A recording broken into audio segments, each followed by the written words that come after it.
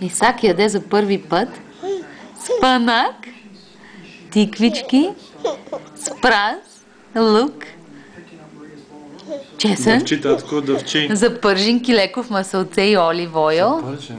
Сотейт. Сотирани. Да. След това сложни тиквичките и морковите. Сотирано.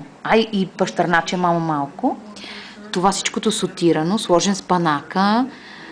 После сготвено хубаво мамо с малко сметанка, течна сметана за готвене. Да. След което всичкото пасирано. Да. Смивка. Много смешно ти се вижда тази храна, нали, мам? Смивка. Смивка. Гуджа.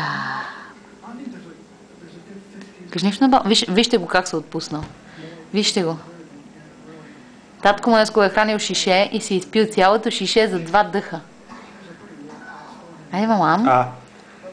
Покажи на баба как го ядеш спанака, мамо. Вкусно ли, татко? Много вкусно. Ето, татко гребе от спанака. Татко гребе от спанака. Татко дава новите неща.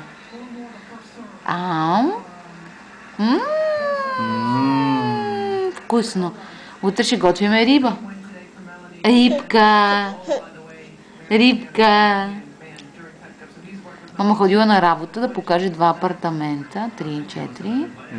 И върнал се и мъжете, вижте как послушни, хранат се, така.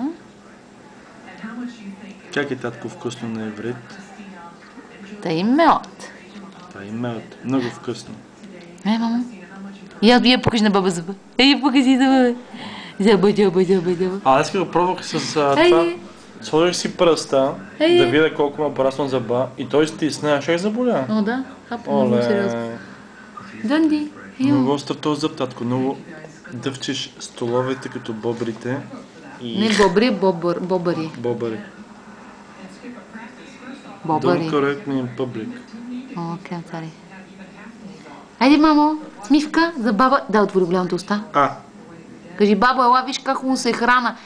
С вечерно време се ме храниш, докато майка ми и баща ми отиват на любовни срещи.